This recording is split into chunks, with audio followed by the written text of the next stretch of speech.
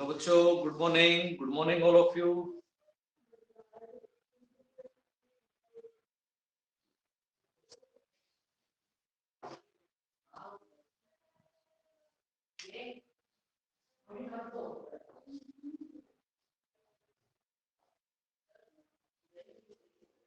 बाईस एक 22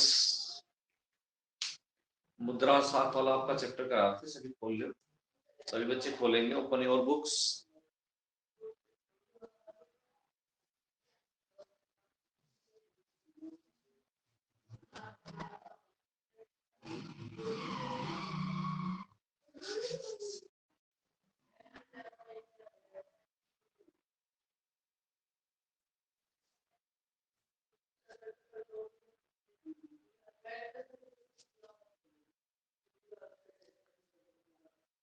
hello student, how are you?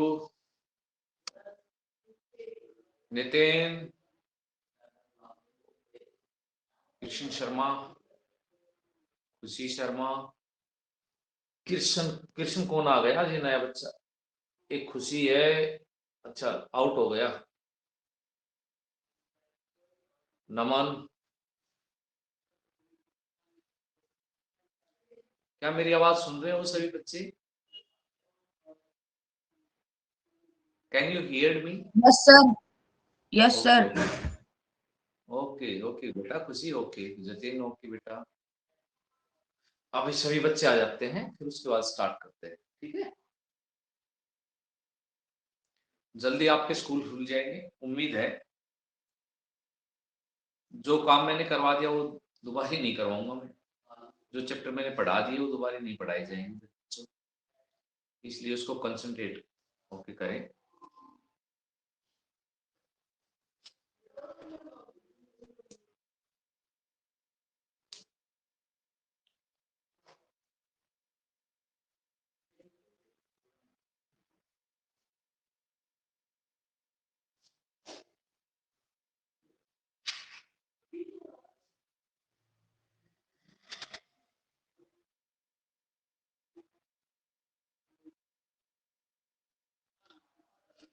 आ जाते हैं सभी बच्चे, सभी बच्चे।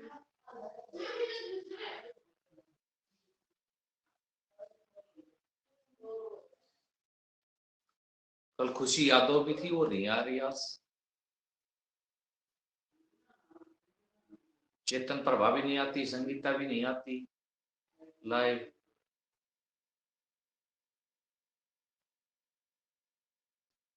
भी नहीं। हाँ जी,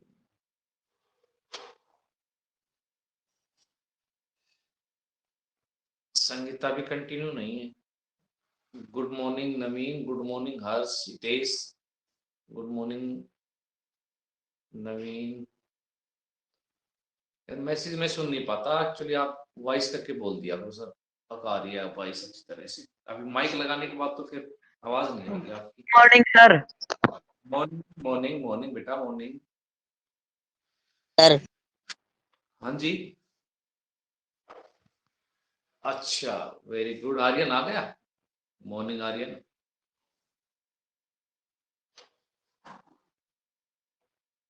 चलो करता हूँ स्टार्ट, है ना? क्योंकि फिर मेरा नेक्स्ट क्लास भी होती है, 12th की नेक्स्ट क्लास भी होती है। मैं आपका स्टार्ट कर देता हूँ आज, ठीक है बच्चों?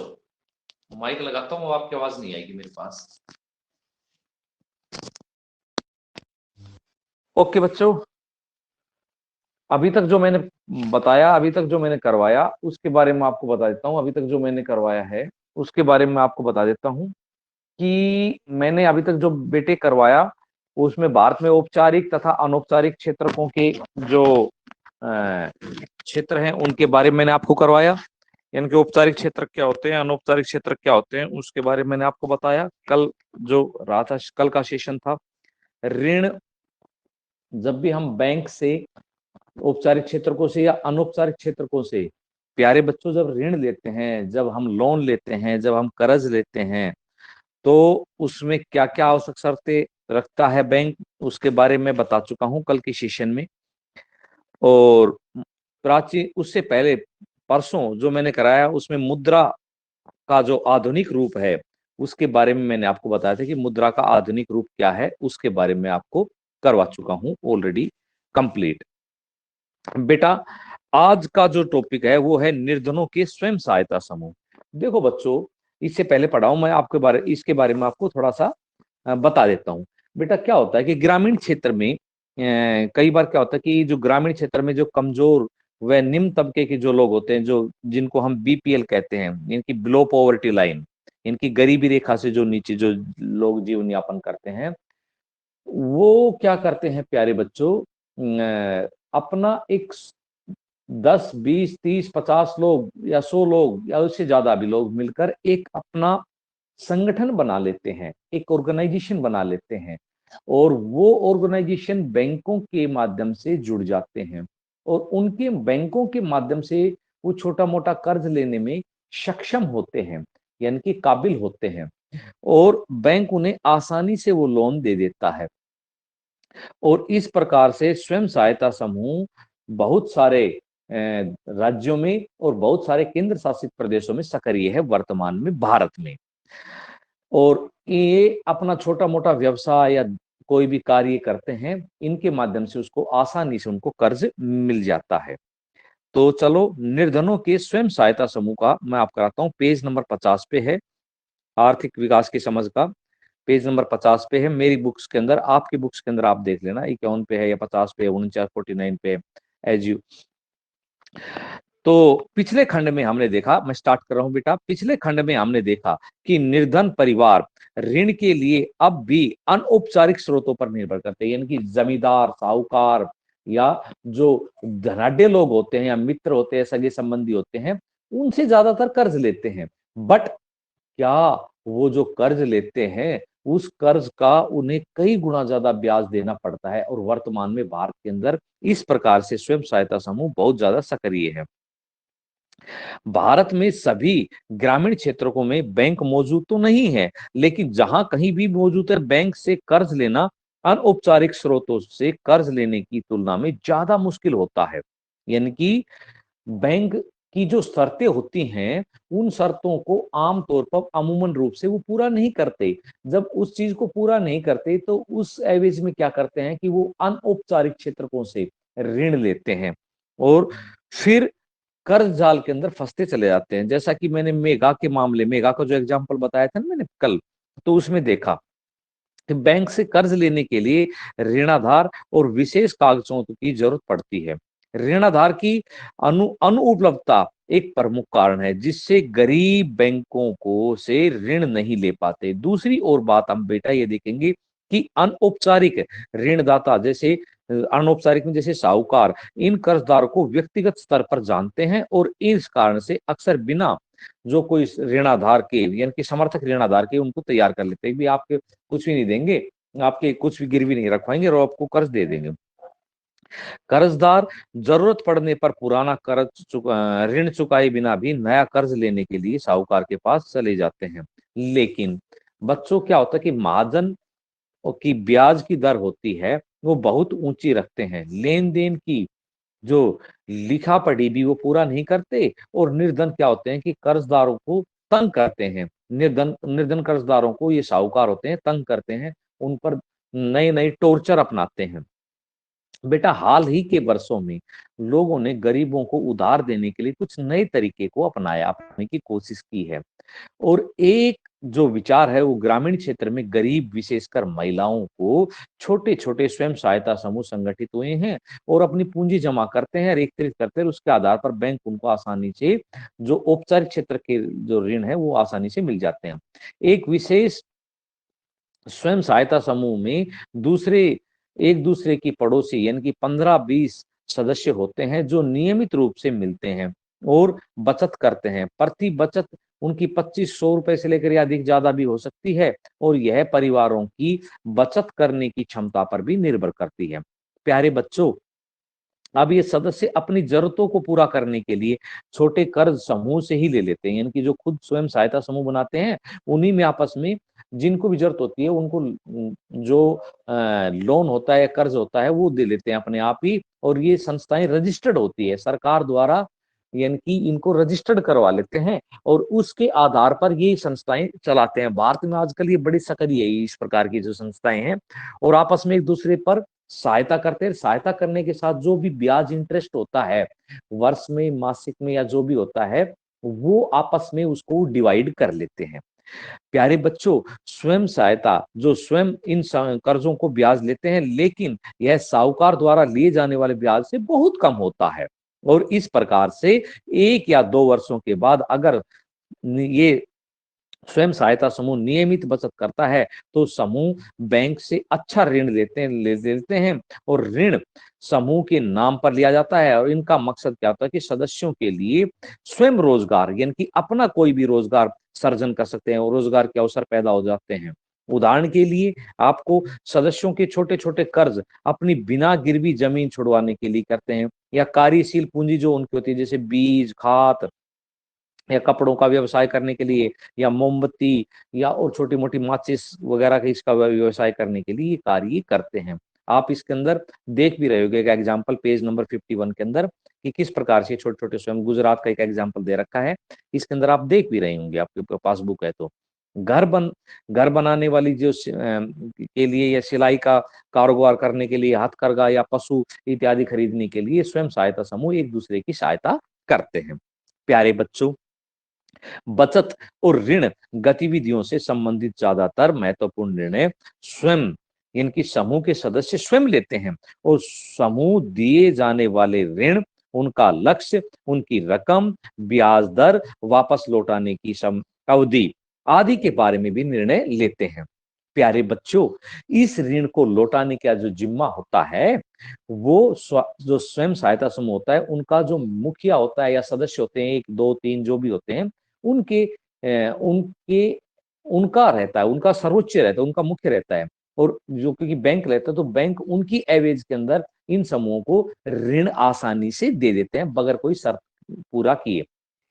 एक भी सदस्य अगर ऋण वापस नहीं लौटाता है तो समूह के अन्य सदस्य इस मामले के लिए गंभीरता से लेते हैं, और इसी कारण बैंक निर्धन महिलाओं को ऋण देने के लिए तैयार हो जाता है, क्योंकि वो दूसरे लोग वो उसका ऋण चुकाने में समर्थ होते हैं, इसलिए बैंक इनको आसानी से ऋण दे देता है। प्यारे बच्चों, जब वे अपने को स्वयं सहायता समूह को संगठित कर लेते हैं, यद्यपि उनके पास कोई ऋणाधार नहीं होता, इनके समर्थक ऋणाधार नहीं होता, लेकिन उनको आसानी से कर्ज मिल जाता है। और इस तरह स्वयं सहायता समूह कर्जदारों को ऋणाधार की कमी की समस्या से उभरने में भी मदद मिलती है, क्योंकि जो महाजन या साहूकार या जमींदार होते हैं, उनका जो ब्याज दर होता है उससे निजात मिल जाती है। प्यारे बच्चों, उन्हें समय अनुसार विभिन्न प्रकार की आवश्यकताओं के लिए एक उचित ब्याज दर पर ऋण मिल जाता है। और इसके अतिरिक्त यह समूह ग्रामीण क्षेत्रों के गरीबों को संगठित करने में मदद करता है। प्यारे बच्चों, इससे न केवल महिलाएं आर्थिक रूप से स्वावलंब होती है, बल्कि स्वयं, यानी कि समूह को नियमित बैठकों के जरिए भी इस मंच को आगे बढ़ाती है, और छोटे मोटे जो गांव की जो समस्याएं होती है उन समस्याओं को ऊपर भी ध्यान दिया जाता है। जैसे मान लीजिए गांव के अंदर जैसे स्वास्थ्य से संबंधित समस्याएं हैं उनके ऊपर दें, या घरेलू हिंसा है उससे संबंधित समस्याएं, या इसी किसी प्रकार से गांव के अंदर जो ये नशे की लत होती है, शराब वगैरह की, आपने उड़ीसा का एग्जाम्पल देखा होगा, मैंने पिछली साल आपको 9वीं कक्षा में बताया था। तो ताड़ी विरोधी आंदोलन हुआ होगा, आपके ध्यान होगा, लास्ट ईयर मैंने आपको इस चीज का एक्सप्लेन किया था। तो इस प्रकार से स्वयं सहायता समूह उसके इस प्रकार की जो समाज के अंदर कुरीतियां होती हैं उन कुरीतियों को भी दूर करने में महत्वपूर्ण भूमिका निभाते हैं। घरेलू हिंसा होती है महिलाओं के साथ, उनके ऊपर भी ये स्वयं सहायता समूह अक्सर ये कार्य करते हैं। तो केवल मतलब कि आपसी सहायता न कर प्यारे बच्चों, ये लोग क्या करते हैं, जो समाज की विभिन्न समस्याएं होती है उनके तरफ भी ध्यान देते हैं। एक एग्जाम्पल देता हूं प्यारे बच्चों, बांग्लादेश का ग्रामीण, इसे नोबेल पुरस्कार मिला था। कई बार पूछा जाता है कि भारत के किस सॉरी विश्व के किस जो स्वयं सहायता समूह या संगठन को नोबेल पुरस्कार मिला था, तो 2006 के अंदर शांति का नोबेल पुरस्कार मिला था। ये बांग्लादेश का एक ग्रामीण बैंक था, अगर आप गरीब लोगों को सही या उचित शर्तों पर ऋण उपलब्ध कराए जा रहे हैं, तो लाखों लोगों की छोटी-छोटी मदद करते हैं। और इस प्रकार से वो वहाँ के जो बांग्लादेश का जो ग्रामीण बैंक का जो संस्थापक था, वो था प्रोफेसर मोहम्मद यूनिस, और उसको 2006 के अंदर नोबेल पुरस्कार भी मिला था प्यारे बच्चों। और उसके बारे में बताता हूँ। बांग्लादेश ग्रामीण बैंक का उचित ब्याज दर पर गरीबों की ऋण जरूरतों को पूरा करने का एक बड़ा फैसला इतिहास में रहा है। प्यारे बच्चों, इसकी शुरुआत 1970 में हुई थी और एक छोटे पैमाने से हुई थी। वर्ष 2011 में ग्रामीण बैंकों के अब 8 8.35 से भी ज्यादा लोग कर्जदार हो गए, यानी कि उससे लोन लेते हैं, बहुत ही माइनर होता है, जो बांग्लादेश के 80,000 गांवों में फैला हुआ है। और इससे ज्यादा, बल्कि 80,000 से ज्यादा गांवों में ये फैला हुआ है। और इससे ऋण लेने वाली जो ज्यादातर महिलाएं होती हैं, जिनका संबंध समाज के गरीब तबके से होता है, वो इनसे ऋण लेती हैं। और ऋण लेने के बाद क्या करती हैं, इस प्रकार से मतलब कि सहायता करती है एक दूसरे की मदद करती है, एक दूसरे से आपस में सहयोग करती है। तो प्यारे बच्चों, इस प्रकार से इस बैंक ने विश्व के अंदर एक सराहनीय काम किया है। और इस सराहनीय काम के लिए इसको नोबेल पुरस्कार, जो विश्व का सर्वोच्च पुरस्कार होता है, नोबेल नोबेल पुरस्कार, उससे नवाजा गया। 2006 के अंदर शांति का नोबेल पुरस्कार मिला। तो बच्चों, ये चैप्टर कंप्लीट हुआ। इसका मैं एक बार व्याख्यान शुरू कर देता हूँ। इसका जो कंक्लूजन है ना, सारांश है, वो और बता देता हूँ। बेटा, इस अध्याय में हमने मुद्रा के आधुनिक रूपों के बारे में पढ़ा, बैंकिंग प्रणाली के संदर्भ में पढ़ा। प्यारे बच्चों, मुद्रा के जो आधुनिक रूप है ना, उसके बारे में हमने क्या पढ़ा। मुद्रा का जो आधुनिक रूप है, उसके बारे में हमने देखा कि प्राचीन समय में मुद्रा का चलन क्या था, यानी कि प्राचीन समय में मुद्रा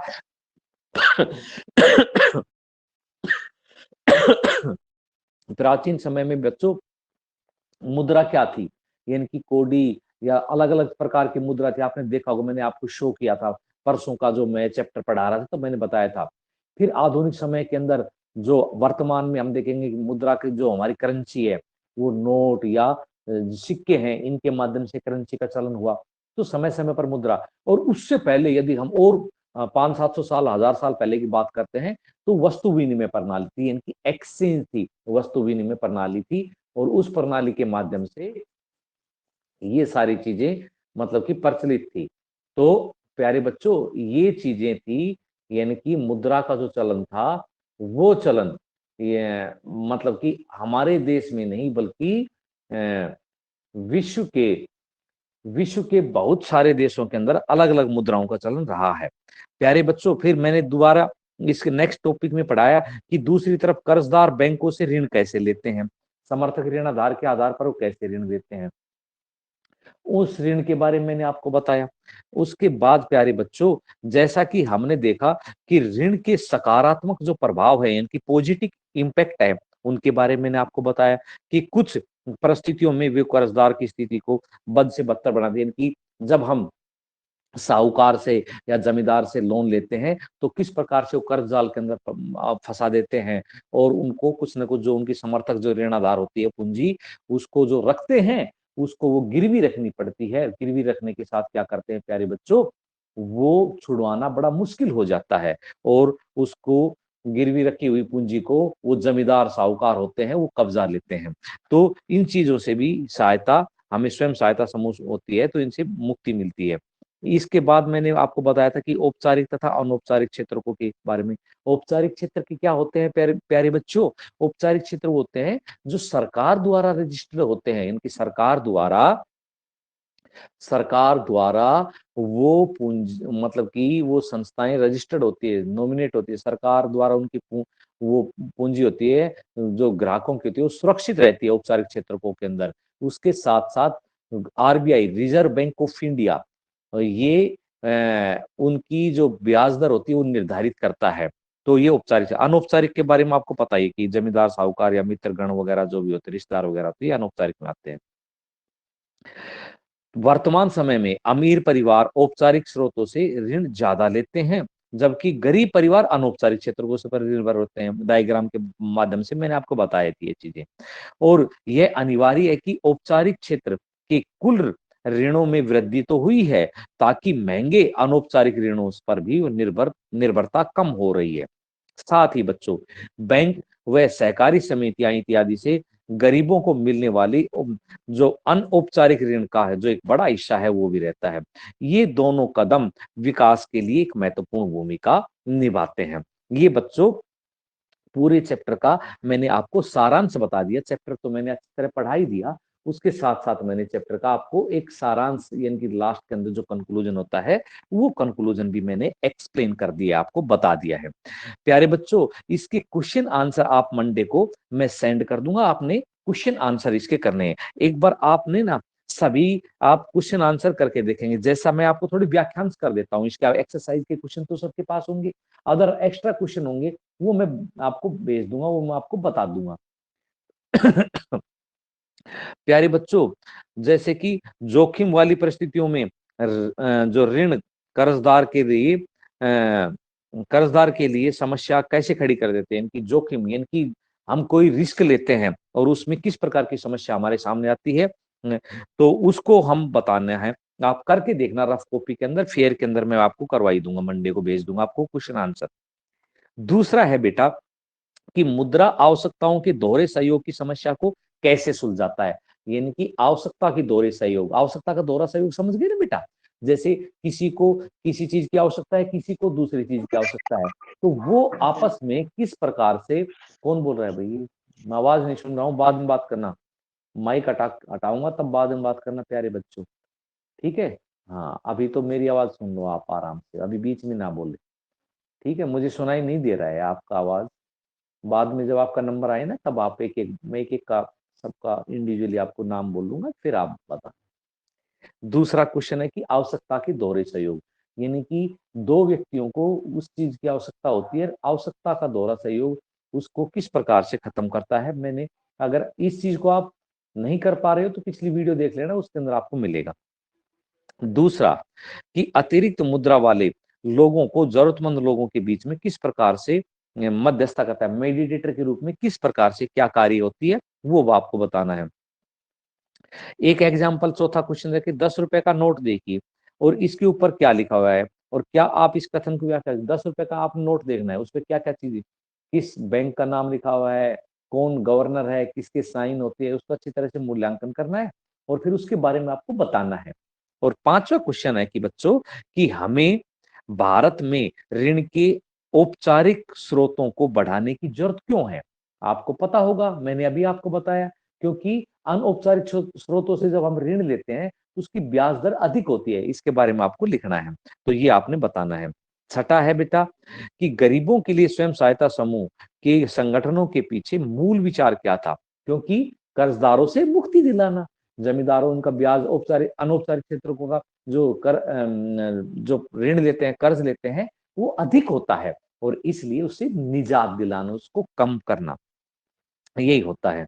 और सेवंथ क्वेश्चन है बेटा कि क्या कारण है कि बैंक कुछ कर्जदाताओं को कर्ज देने के लिए तैयार नहीं होते, क्योंकि वो आवश्यक शर्तें पूरी नहीं कर पाते, इसलिए बैंक की बहुत ज्यादा फॉर्मेलिटीज होती हैं, वो फॉर्मेलिटीज को पूरा करने के लिए निर्धन तथा गरीब लोग सक्षम नहीं होते, और उसी सक्षमता के कारण देखो मैंने सारे क्वेश्चन आपको साथ साथ में एक्सप्लेन भी कर रहा हूँ और आपने खुद भी करके देखने हैं।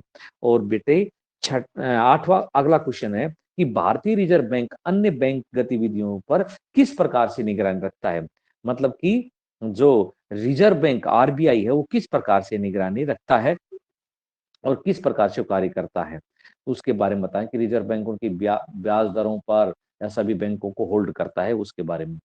और नेक्स्ट क्वेश्चन है कि विकास में ऋण की क्या भूमिका है, यानी कि लोन की हमारे विकास में क्या भूमिका होती है, यानी कि लोन, क्योंकि हम कोई भी छोटे मोटे कारोबार करने के लिए, ये हमें छोटा मोटा कारोबार करना है तो उस कारोबार के लिए हमें क्या करना है, हमें उस चीज की जरूरत पड़ती है और उससे हम अपना विकास करते हैं। तो ये 9-10 क्वेश्चन है, ये आपने एक्सप्लेन मैंने कर दिए हैं सारे क्वेश्चन, ये आपने करने हैं। मंडे को सेशन नहीं रहेगा, मैं आपका राइटिंग का काम दूंगा, आऊंगा लाइव तो आऊंगा मैं आपके एक बार, लेकिन राइटिंग का वर्क दूंगा और कल आप संडे को ये सारे क्वेश्चन आपने करके देखने, आज करके देखने, क्लास रहती है जब तक, उसके बाद फ्री होके ये 8-10 क्वेश्चन है आपको, ये अपने रफ कॉपी के अंदर करके देखने, फिर मंडे को जब मैं सेंड करूंगा आपका पीडीएफ भेजूंगा तो फिर आपने चेक करना है कि हमने गलती तो नहीं की है।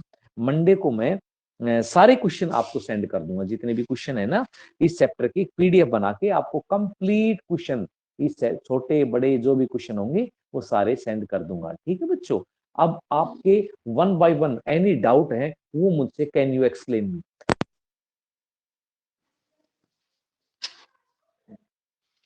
सर एक बार फिर से बता दो। बेटा बोलो देखो- कौन सा? धीरज, मैं आपको सुन नहीं पा रहा हूं बेटा। सर एक सर, बार जो चौथा करवा- क्वेश्चन फिर से बता दो। चौथा क्वेश्चन ठीक है।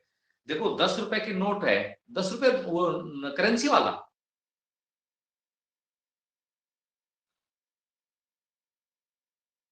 बेटा करेंसी वाला। Yes sir. हाँ, 10 रुपए के नोट के ऊपर आपने देखना है उसमें रिजर्व बैंक की क्या भूमिका होती है, किन किन लैंग्वेज को रिजर्व बैंक ने उसके अंदर रख रखा है, किन किन गवर्नर की क्या साइन हो रहे हैं, वो सारी चीजें आपने इसके अंदर लिखनी है। ठीक है, गवर्नर कब उसको प्राधिकृत किया है, क्या होता है, गवर्नर कौन है, वो सारी चीज बतानी।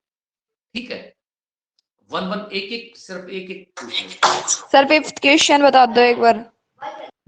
बता रहा हूं कि हमें बाद में ऋण के औपचारिक स्रोतों को बढ़ाने की क्यों जरूरत है। औपचारिक, औपचारिक होता है बैंक, जो बैंक होता है या सहकारी समिति आदि या स्वयं सहायता समूह, इनको बढ़ाने की क्यों जरूरत है, क्योंकि बेटा अनौपचारिक स्रोतों से हम जो ऋण लेते हैं, जो कर्ज लेते हैं, उनकी ब्याज दर बहुत अधिक होती है। और क्या होता है कि मान लीजिए हमने 1 लाख रुपए लोन लिया या 10,000 रुपए, मैं आपको एक बार बोर्ड पे एक्सप्लेन कर देता हूं कि हमने मान लीजिए कि हमने 10,000 रुपए लोन लिया, किससे, अनौपचारिक स्रोतों से, अनौपचारिक से लोन लिया, इसकी ब्याज दर होती है मान लीजिए 5% या सॉरी 24%, यानी कि 2 रुपए प्रति सैकड़ा के हिसाब से, 2 रुपए प्रति सैकड़ा, यानी कि एक महीने का ब्याज होगा इसका 200 रुपए। जबकि हम जो औपचारिक स्रोतों से ऋण लेते, मान लीजिए 10,000 रुपए हम लेते, तो उसकी परसेंटेज होती है 8 या 10%, यानी कि लगभग आधी से भी कम। यानी कि इस पर हमें केवल 70-80 रुपए ही चुकाने पड़ेंगे, जबकि इस पर 200 रुपए पर मंथ के हिसाब से हमें इसको चुकाना पड़ता है। तो इसलिए हमें अनौपचारिक स्रोतों से हमें जो ब्याज दर होती है वो अधिक होती है, जबकि औपचारिक स्रोतों से हमारी ब्याज दर होती है वो कम होती है। इसलिए हमें बैंक या औपचारिक स्रोतों को बढ़ाने की ज्यादा जरूरत होती है, ताकि कर्ज जाल के अंदर नहीं फंसे, उनका लिविंग स्टैंडर्ड अप हो, लोगों का जीवन स्तर बढ़े। ठीक है बच्चों, नेक्स्ट।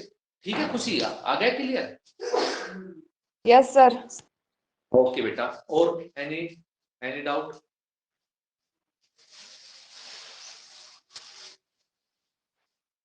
ममता बोलो आप भी। ममता तो पूछती नहीं क्वेश्चन, कोई क्वेश्चन है तो पूछ लो, कोई बात नहीं। प्रिंस, ममता, केशव, हितेश, प्रशांत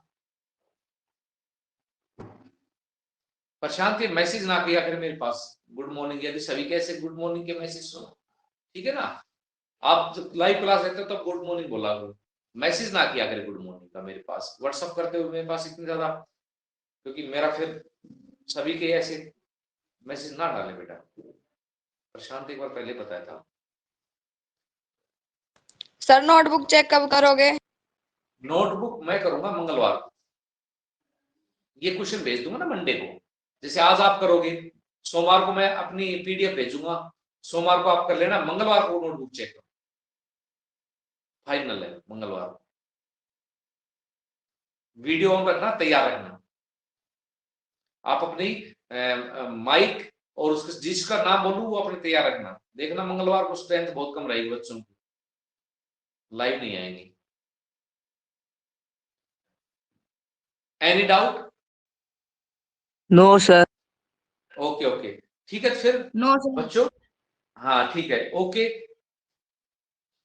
ओके बच्चों, ठीक है बच्चों।